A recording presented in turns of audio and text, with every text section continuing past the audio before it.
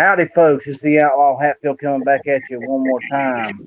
It is good to be back. I've missed you all. Tonight's guest is Mr. David Clousee. How are you, Dave? Fine, sir. For those of you who don't know, Dave is sort of new to the whole YouTube thing, so be gentle with him tonight. I'm going to try to be gentle, Dave. I make no promises. Dave is a Oh, wait a firearms minute. Yeah, Dave is a former police officer, a firearms instructor, and currently a range master. So, how did you get into firearms, Dave? Let's get into this. Oh, wow.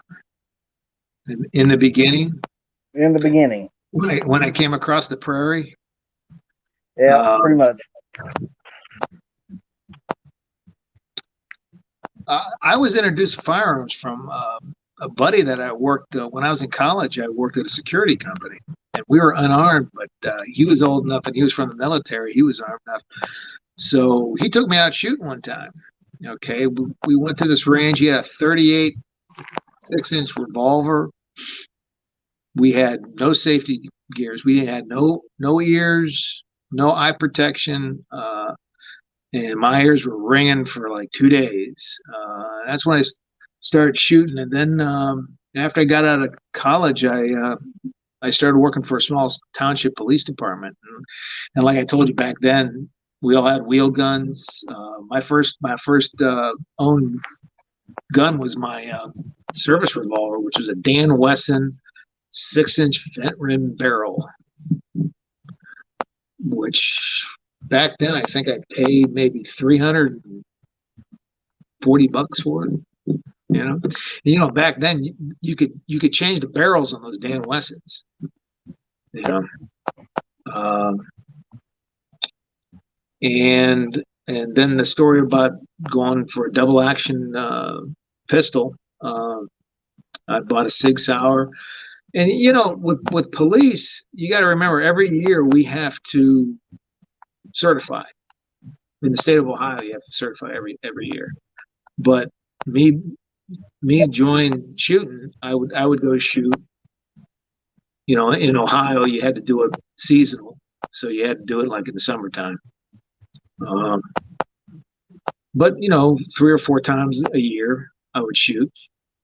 There was no indoor ranges at the time there. You had to shoot outside. And then I went to another police department. They had an indoor range in their basement, which was nice. So you could actually shoot. There was a old lieutenant that sat downstairs at the range, and he'd let you come on and shoot anytime you want. When I went there, they had the Smith & Wesson 45 to 4506s we carried.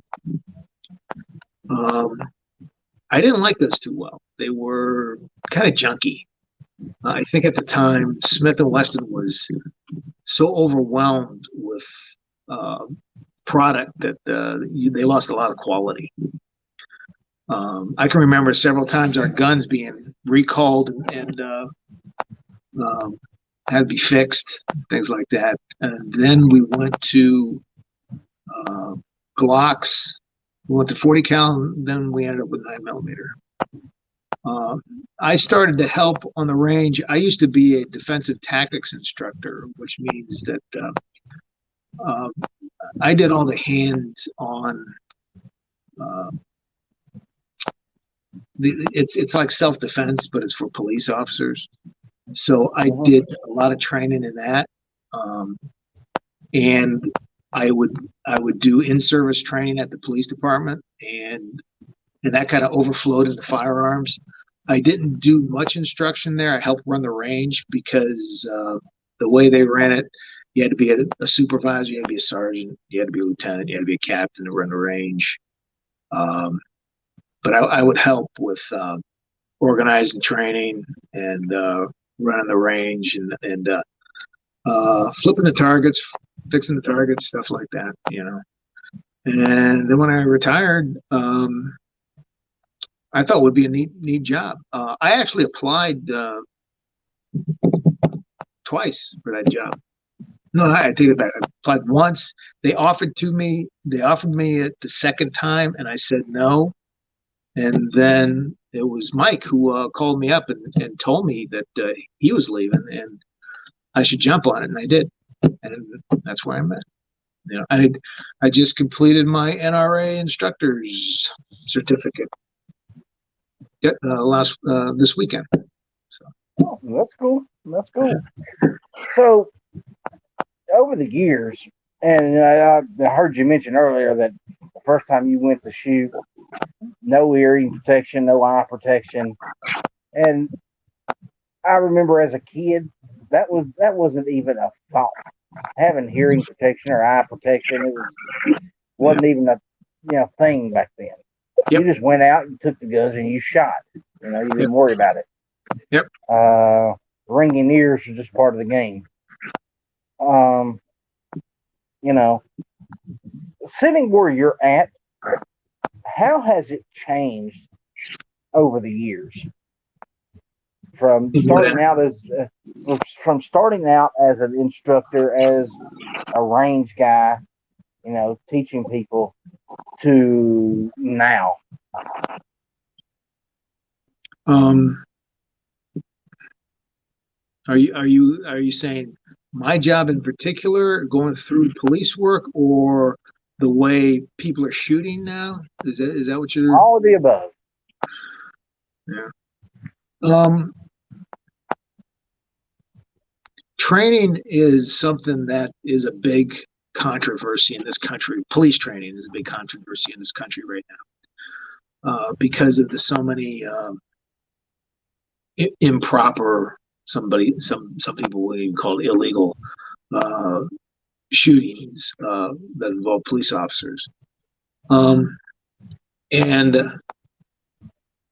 all fairness, it's a tough situation to get into. I never had to use a firearm, had to pull it out several times. Been around people that fired. Was on the receiving end. But the like I said, we only have to qualify once a year. Most police officers only have to qualify once a year. And it's kind of like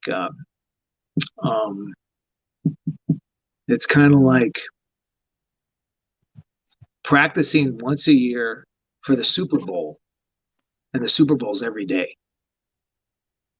That's what law enforcement officers, that's what kind of training they go through. It's very piecemeal. It's very static.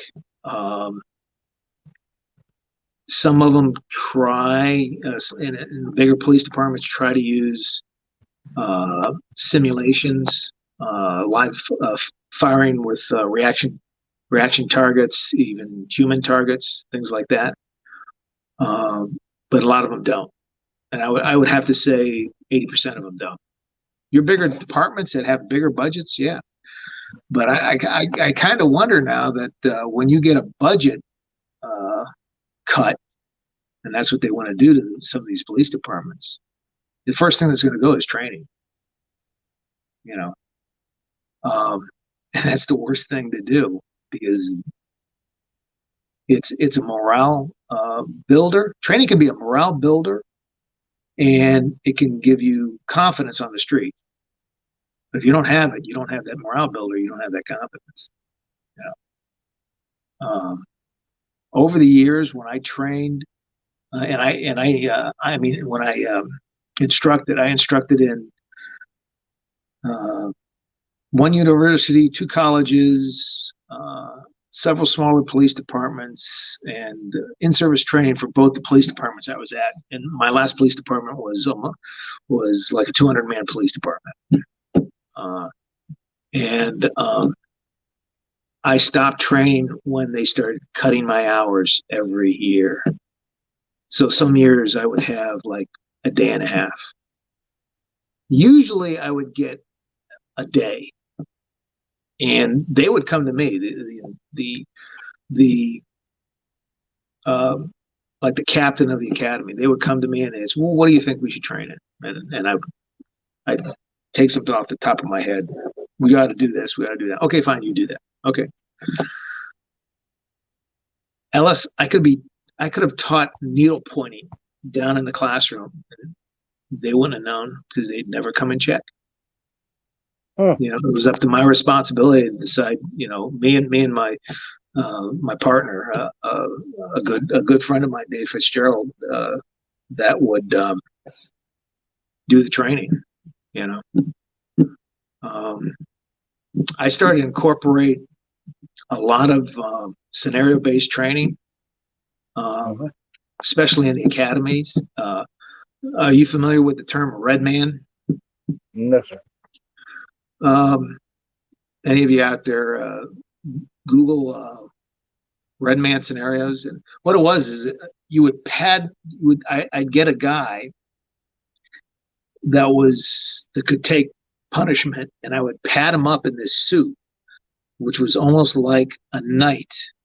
It was covered head to toe with about an inch thick padding, kind of like the padding that you'd have on a wrestling mat. Uh-huh. You know, so everything from head to toe was covered. Mostly, it was like a night suit. There was going to be cracks, there's going to be seams, but anyways, we would have reactionary scenarios where the police officer would come in, and this red man would do something, would either attack the police officer or there'd be a reason why to arrest him, and then the police officer would have to use the techniques that we trained him in. And it was good because it helps you when you're in those scenarios, when you're a student participating in those scenarios, it makes you understand what you have to do, other than just kind of like shooting at the range. Basically, that's a very basic skill. Target pistol, targeting a paper target, very basic. You're learning your fundamentals of your stance, how you hold a gun, how you're pulling the trigger, how you're aligning the sights, you know, and that's as far as it goes. But we all know that in a shootout, it's dynamic, it's free flowing, and a lot of people don't understand that. They think that the target's going to stand there right in front of them, and sometimes it does happen like that. Sometimes it doesn't. So over the years, I really I can't say what they're doing now there, but over the years, some administrations that I worked for just didn't care that much about training. And over the years, I remember one year I had the guy said, "Okay, you got 6 hours next in service. We want you to teach something in 6 hours. What do you want me to teach? Anything. Go ahead. Okay, fine." Then he comes back and says, "No, you got 4 hours." And then he came back and said, I got to show this movie. I'm going to show it. You're going to have 3 hours. And I says, you know what? I'm not doing this anymore. and so I stopped doing that stuff. You know. Yeah. You know, it's sad that departments have had to cut training like that, especially now. Now you would think that they would want these guys training more, and probably in different ways than what you were doing back then. It's just with the current climate in this country, I think training needs to be more in depth. Mm-hmm. You know, especially threat assessment. Mm-hmm. You know, it's just you're not seeing a whole lot of it. No, but you don't. Is that budget, or is that just laziness on the department? I think it's both. I always think it goes from the top down. So if your chief is really concerned about the welfare of his officers, he's going to make sure they've got the best training and the best equipment. And I understand budgetary and the way things work. There's always a trade-off. You know, you want a good communication system. You want good vehicles. I can't afford this kind of training. I can't afford that kind of a training. You know, and so they're going to cheap it out. But when does it get balanced? You see, when are you going to have 1 year that you're going to say, I'm not going to buy 4 cruisers. Instead, we're going to do more intense training. And also the thing about training for police officers is you got to remember, every time a cop is training, he's not on the road. So they got to supplement that policeman with another cop. And that causes scheduling issues that a lot of these supervisors don't want to deal with.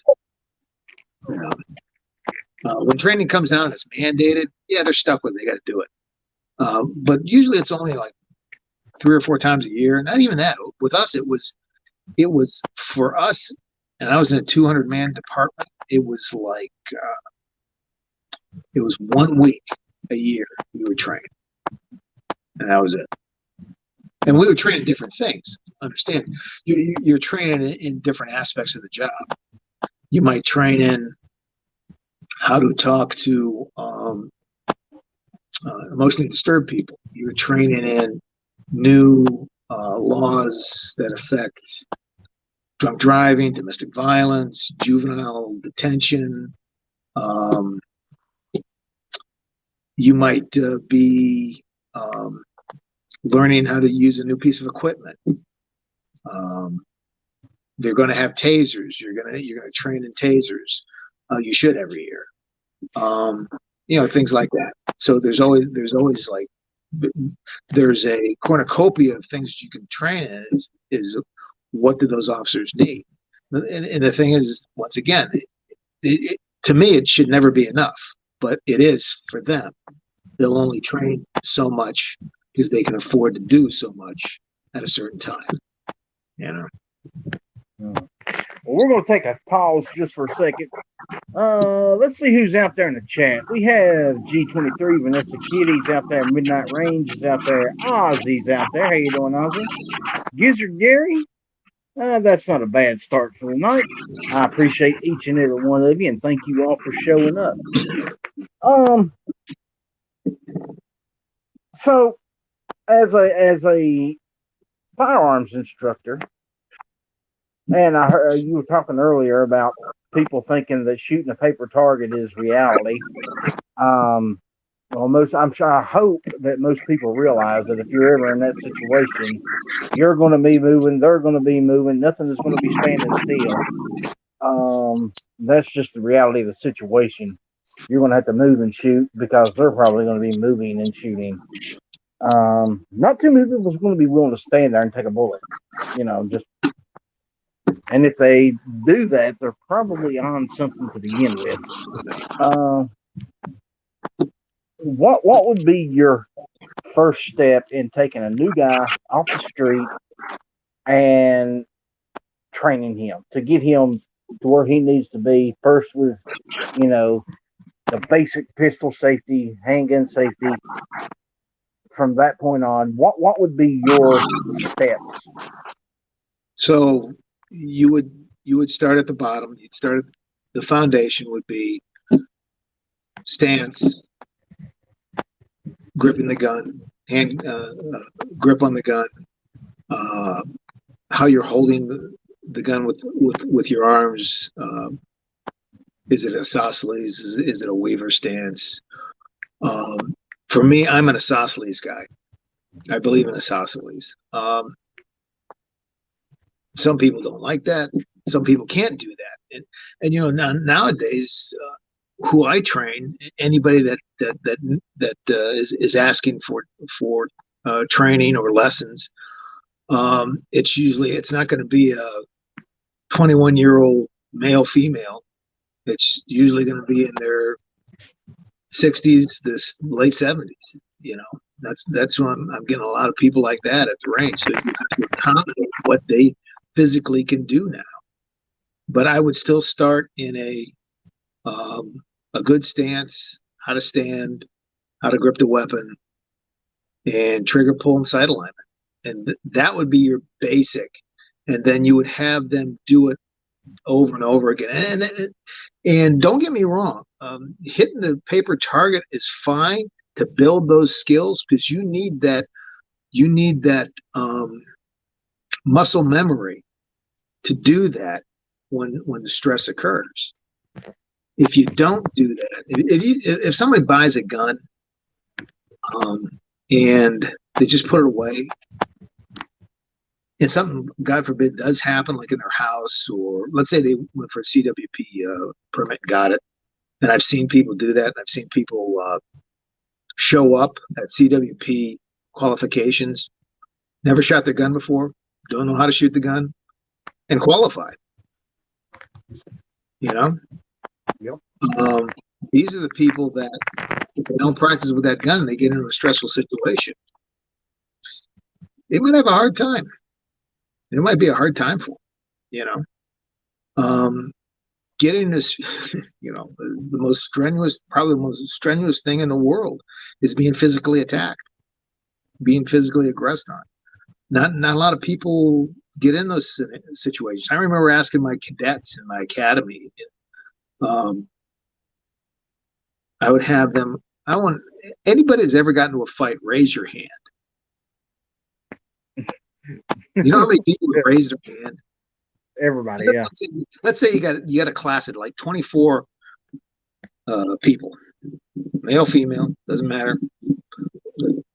All types of different nationalities. You know how many would raise their hand, Ellis? 2 or 3 out of there. Really? Yeah, because wow.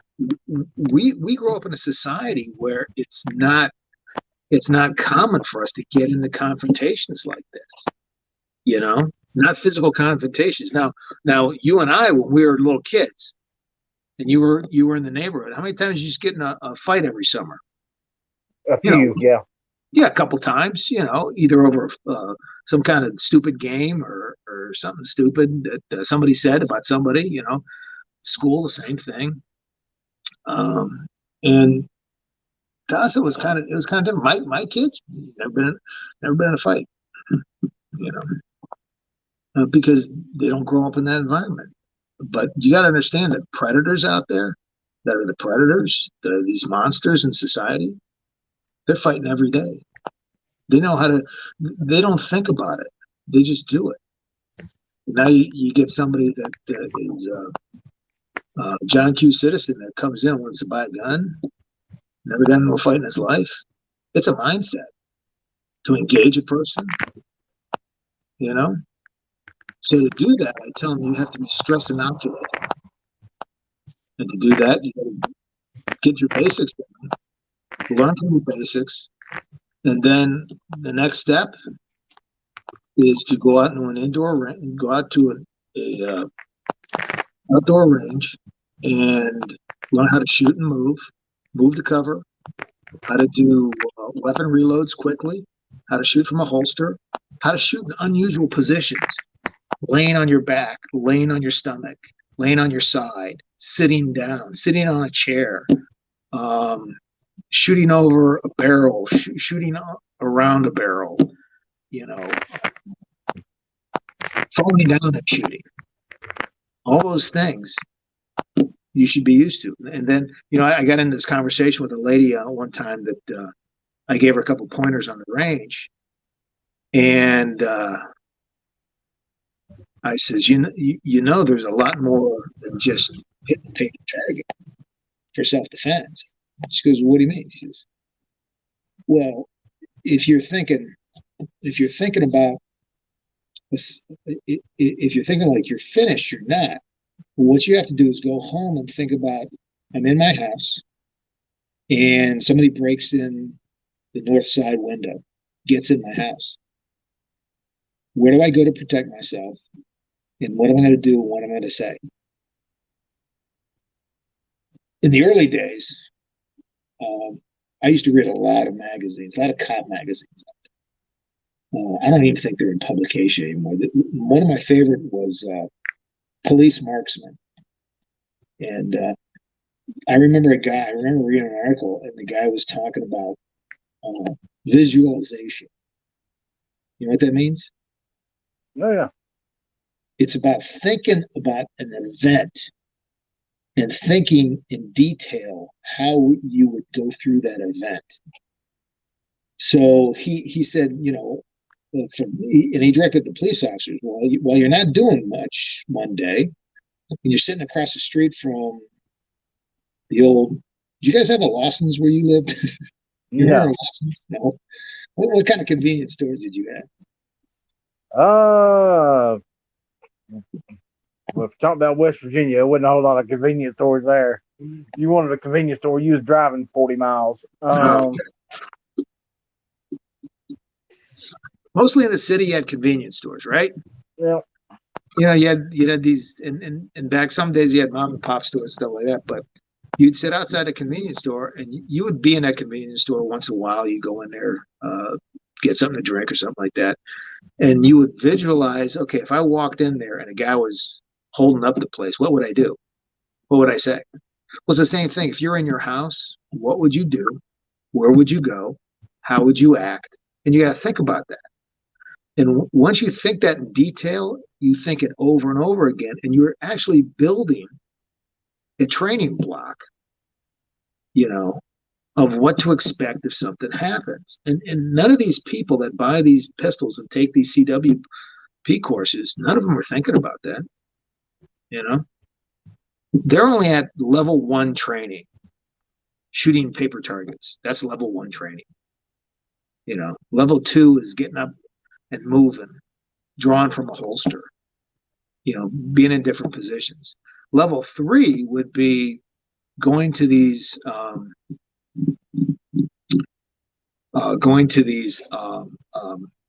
training classes that you either have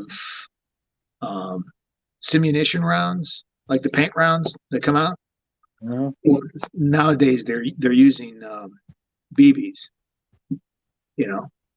And I'm not talking about paintballs. I'm not talking about those guys with the paintball guns. I'm not talking about that. I'm talking about guns that look like guns. Mhm. You go Airsoft. into, yeah, like an airsoft, and you go into scenarios and you say, okay, there's a guy around the corner. You're in your house. What are you going to do? And it's a role playing situation, but you're still thinking about what you have to do. You're still manipulating the firearm. You're still moving with the firearm. We used to call that dynamic scenarios, dynamic situations, you know, and that would be Mhm. your final level of training, you know. And training isn't finite. Training erodes over time, you know. You know, Well, you could also say that training evolves over time. It changes. Um, you know, you don't want to get stagnant with it. You really don't. I mean, you don't yeah, want to go through the same routine 500 times. You know, mostly the same, yes, but let's change something here or there. Throw a surprise in a corner that you don't know was there last time. You know what I'm saying? yeah, Um, that's just my take. I'm not a professional. You know, this is out of my league, but that would just be something that I would think that would be important. You know, yeah. to you don't want people getting comfortable Right, because there's always that surprise. There's always that element that you right. don't know about. And that's true what you said. And I'm looking at the comments here about somebody asked, how do you train for an ambush where a suspect rides up on a bicycle? You can't train for everything. That's the problem. I so many times people would ask me when I'm in the academy or doing in service, what if this happened? What if that happened? And I said, you can't train for everything, but you can mentally prepare for everything. And the biggest thing about it is when something happens, you do something. Just do something. It could be wrong, but it's something. Um, you know, there's a lot to say about mental preparedness and the willingness to be ready at any time, or observing your surroundings and making sure somebody doesn't sneak up on your back, somebody doesn't surprise you. Um, you know, I still find myself sitting in the corner of a room when I sit down to eat because I get the best view of the room, who comes and goes. You know, I still look around 360 when when I'm walking my dog, make sure nobody comes up behind me, stuff like that. That's ingrained. And that's the way you should look at it. If you want to protect yourself, that's the way you have to look. It's a mindset. It's a way of living. It's a mantra, and a lot of people don't think about that. Well, it's just like everybody here knows what I do for a living. It's no surprise. But you hear people all the time come in. I want something a weapon for self-defense, but I don't want to hurt anybody. I just want to scare them. Mm-hmm. And I hear that, and that mindset just blows me away. Mm-hmm. And you try to explain to them that, depending on the situation, that ain't going to work. Mm-hmm. You get somebody that's drunk, somebody that's high, mm-hmm. just the sight of a gun ain't going to be enough to keep them off of you. Mm-hmm. Yeah, it might come down to either you pull the trigger or you die. That's the choices you got. It's your life or his. Yeah. And that's a decision that everybody has to be prepared to make in a moment's notice. Yeah, there'd be people in law enforcement or people that were going to get in law enforcement, never face the answer. You're going to have to shoot somebody. You're going to have to kill them. You're going to have to cause damage to them. You're going to inflict pain. And they never considered that, and they fool themselves throughout their career. They avoid problems, and they turn out not to be too great of police officers. It's I don't know if it's environment. I think it's mostly environmental. People grow up like that. Once again, like I said before, about getting into a fight. Never been in a fight. Never been in a confrontation. I think police would be work. Police. That sounds like a cool job, But So how do you get somebody that's in that mindset? Okay, I've never been in a fight. I don't want to fight. I don't know, that wants to be a police officer. Goes through all the training. How do you get that mindset from I don't want to fight to if I have to, I will? First thing is that they have to be motivated to learn how to whatever is being trained to. They have to be motivated. You don't have a student that's motivated to learn, you might as well forget it. If they are motivated, all right, you start with the basics. You train them as much as possible to do everything physically correct. And then you work off of stimulus response training, which is someone throws a punch, how do you duck? Someone throws a kick to your groin, how do you move away? Somebody's going to grab your throat, how do you protect yourself? Someone's going to pull out a firearm, what do? You pull your firearms, you jump, you dive, you roll,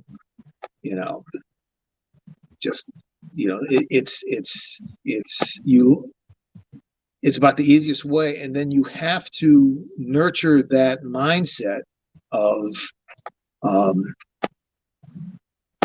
it's a fight, you got to get through it and you'll be okay. The military does it every day. They get new recruits. I'll tell you a great book to read if anybody's interested out there. It's by the name of Dave Grossman. And he wrote this book probably about 15, no, more than that, probably 20 years ago. He's a colonel. He was a colonel in the Army, and he wrote this book called On Killing. And he documents in the book how it is easy to train people how to kill. It's not that hard. You can do it. It's just the right training. And the cool thing about it is he talks about, he goes through like American history, And he talks about in the Civil War where basically when whatever side, when they were training troops, what were they shooting at? Usually a post, something like that, And documented situations occurred when these guys would not shoot their pistols or their rifles. They would keep on loading. I think you ever seen the movie Gettysburg? Yeah. There's a part in there where the sergeant tells what's his name, Chamberlain. He says, "Got to watch the boys because they just keep on loading, but they won't shoot their muskets. You got to make sure that they're shooting their muskets. They'll just keep on loading." That's from a stressor. These guys are freaking out, and they're just doing something they can remember to do, and that's load the gun. The big part about it is pointing it at a human body and pulling the trigger. So he follows it all the way up to World War One. They shoot at circle targets. I think the percentage of guys shooting in a rifle company was something like 20% in World War One. World War Two, it got a little bit better. It was like 30. But just think about that. In a rifle company, you're only 30% of your guys are only shooting. Why is that? Because 30% of them, it's okay. You might have 30% were hunters or used to it, or for some reason they clicked on. But the other ones, they're not shooting because they don't like to shoot, or they're stressed out for shooting. Vietnam, it got better because the reason why is they changed their targets. They changed, instead of like circle targets, they changed to man looking targets, man sized targets, stuff like that. Nowadays on the firing range, they have pop up man sized targets. They put them through scenarios. They put them through simunition rounds. And it's a way that you inoculate these guys from the stress of combat. It's the same thing when you get into a shootout in your home. It's the same thing as a guy getting a shootout, on a battlefield. It's life and death. People don't think about that. Nope.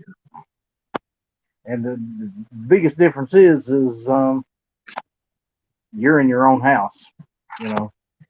He's the invader and you're the defender, and you're the last line of defense between that guy and your family. Sure. So, and I'm not trying to make it sound easy, because it's not an easy thing.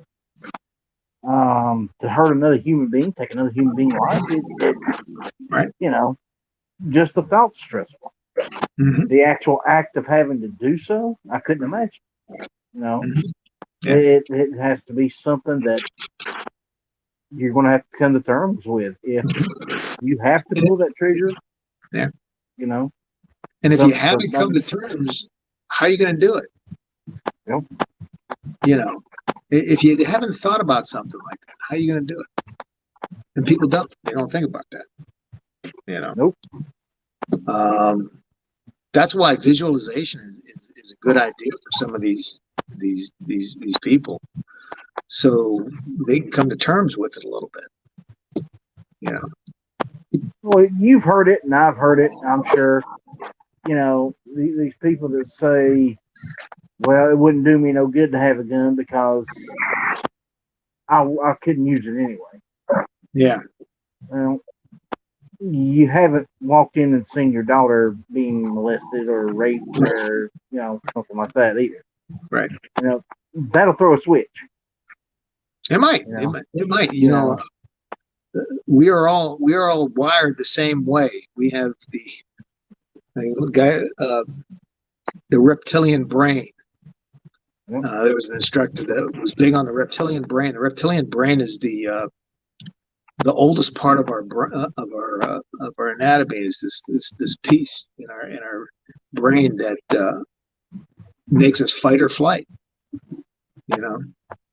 And everybody has the capacity of doing that. Everybody has the capacity of being either a aggressor or a non-aggressor. So what triggers you? What puts you in that position? Yep. You know, I tell my boys that are both in law enforcement, you're the hunter now. Don't be. You're not prey. You're the predator. You're the hunter. You're the sheepdog. You know, and that's what you have to do. You have to have that mindset.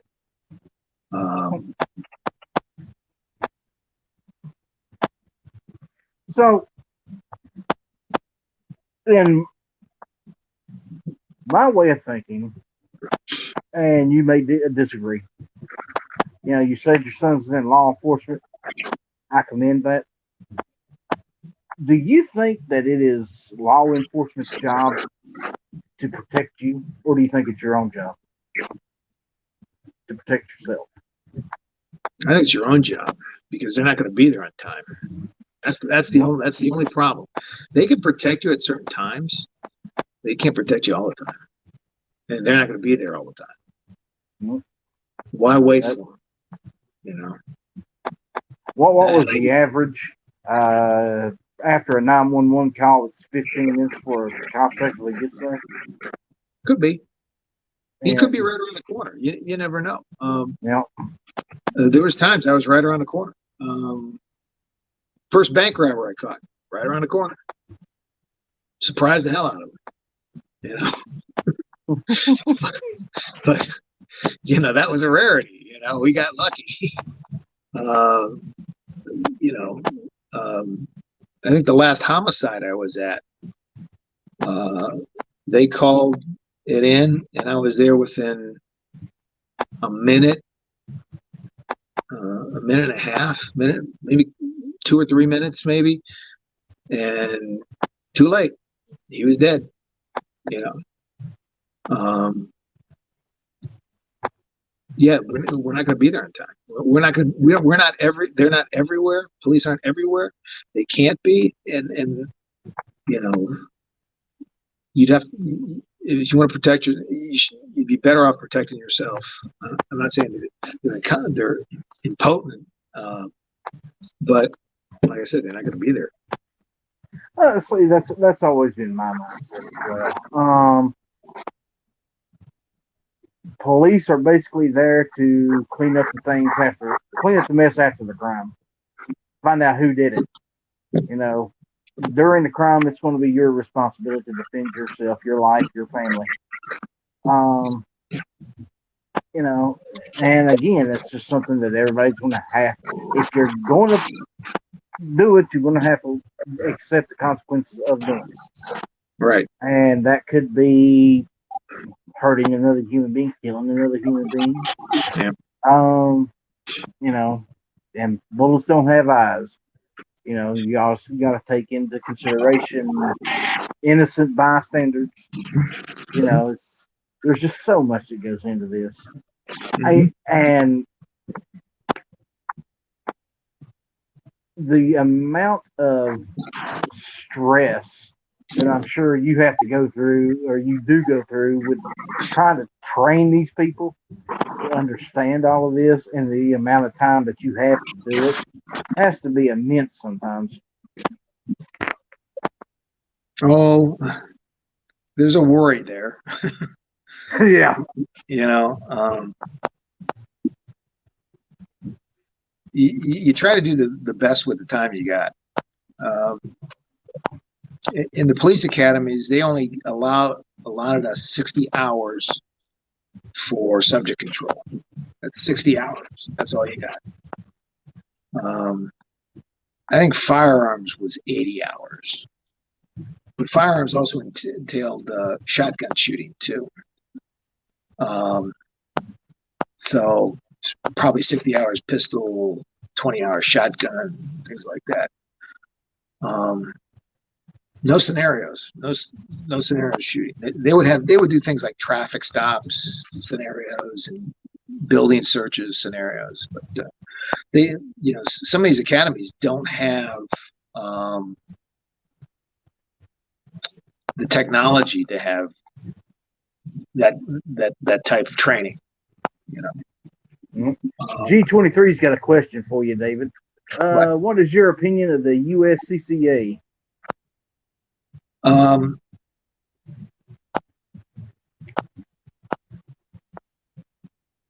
really, all these organizations are fine.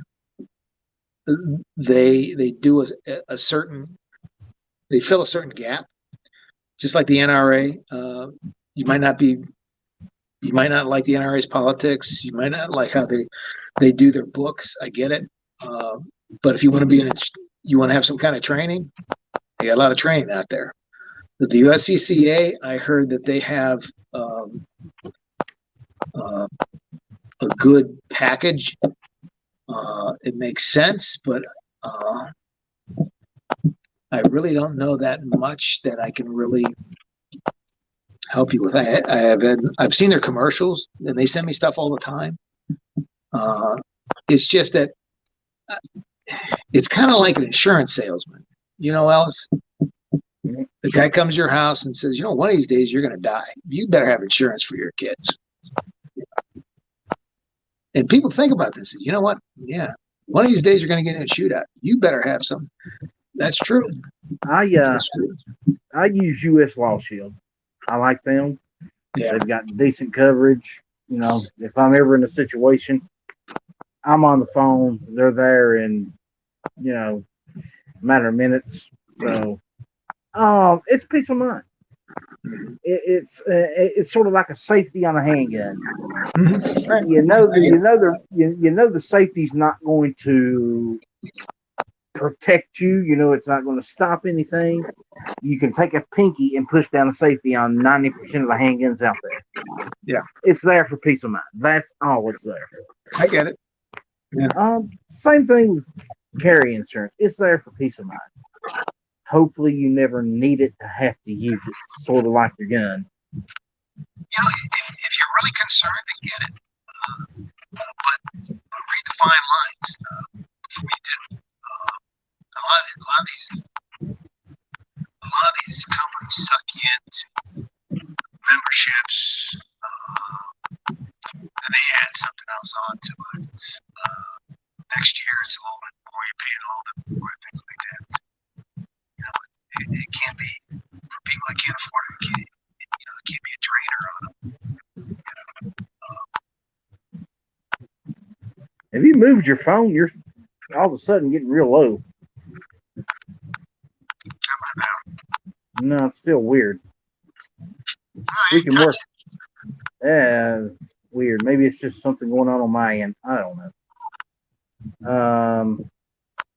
But yeah, I agree with you. I mean, they're out there. I would suggest that you have some kind of insurance when you carry. Any's better than none. Well, I think you should know an attorney. Yeah. Just in case. Yeah. Have somebody, have a phone number in your pocket. That might help. Yeah, because you really do never know what might happen. So, sure. Having that peace of mind can hurt. Right. Whether it be the USCCA, US Law Shield, both, or some other, the NRA actually has one now, if I'm not mistaken. So, there's options out there. Mm-hmm. There is. Hopefully you never need it, but like insurance, it's going to be there for you. As a matter of fact, guys, Ghost Tactical actually put out a video on that very subject last year, the year before. So he's got a video out there about that, so you can look that up. Very informative. I just happened to remember that he's got that video. I've watched it a couple of times. He goes through the different insurance policies out there for concealed carry and gives you the pros and cons. So it's a great video. I would highly recommend you giving that one a view. David, you got any final thoughts, final words? You know, how was your first adventure in YouTube land? It was good, Alice. Thanks. I Hey, appreciate it. not a problem, buddy. I'm happy to have you. No problem. Um, Good. well, I'm hoping we got you hooked, and you'll make yourself known to more of us more often. Okay. Um, you have the knowledge, and there's people out there that want to hear that knowledge. So maybe you ought to think about starting up your own channel. Yeah. I'd say Come so. on, come on, no guts, no glory. Yeah, that's Uh, true. uh, we'd love to have you, and I'm sure you'd pick up some subs real quick with all the Yeah, information you got running around that head of yours. it's amazing. So when do you actually start your training? When are you going to start doing the whole training classes for concealed weapons or whatever it is you're going to be doing? I gotta send away to the state to get my get my license to do CWPs. But I'm doing private lessons right now, and I kind of like private lessons. Basic handgun. Yeah, yeah. Yeah. And Are then, you ever there's tons of thinking people about getting more advanced? Maybe basic shotgun, basic rifle. Yeah, I'm more confident using the handguns, and I think there's Yeah, right now. I'll tell you what, Ellis. Right now, I got enough on my plate. You know. yeah, they keep you busy, don't they? Yeah, yeah. And every day it's something new, and every day somebody needs some help. And So I'm always sending them back to you. I appreciate that. Amazing how that works, huh? You keep waking me up. Yeah, yeah. Hell, that's my job. So I have some updates, ladies and gentlemen. Next Monday night show will be the mayor of a place called Roadkill Holler. He's a great guy. He's funny as can be. It's going to be a good show. If you like to laugh, show up because I'm sure he'll have a few stories for us. I was in contact today with a guest I'm hoping to have on here fairly soon, a gentleman by the name of Bob Hensler.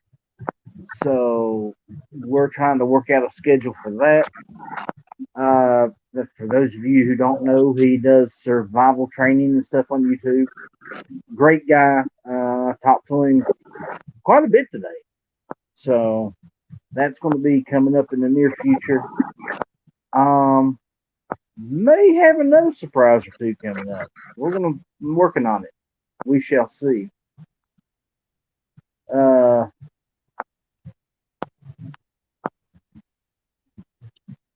What about training dual gun use? That's actually a good question. What do you think about that? What's that? Mad Sexy wants to know what about training dual gun use? Apparently, I think he means having a gun in each hand.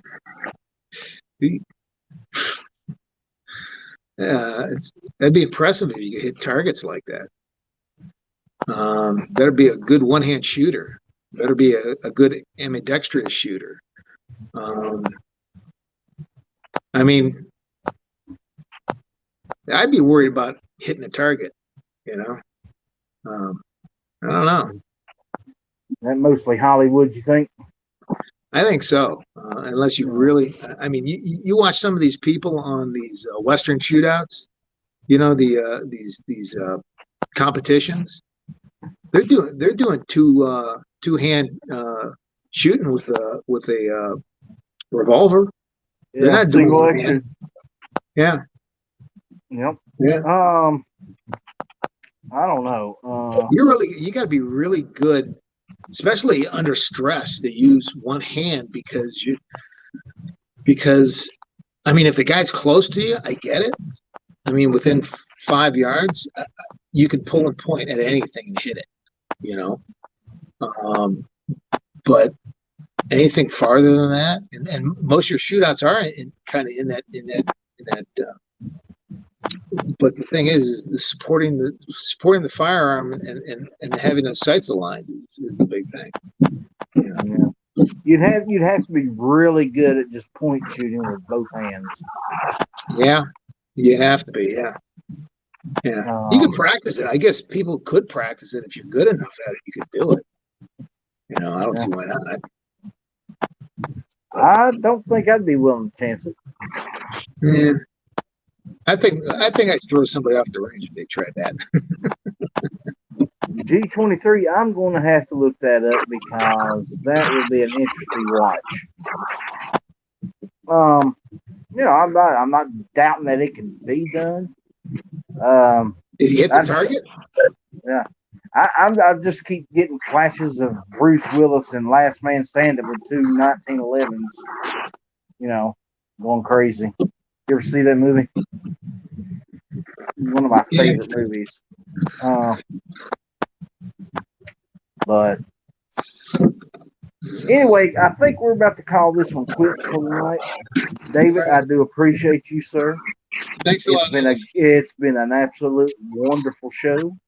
Guys, I thank each and every one of you out there. God bless you. Have a good night. Stay safe. We'll see y'all next time. See you later, Buck.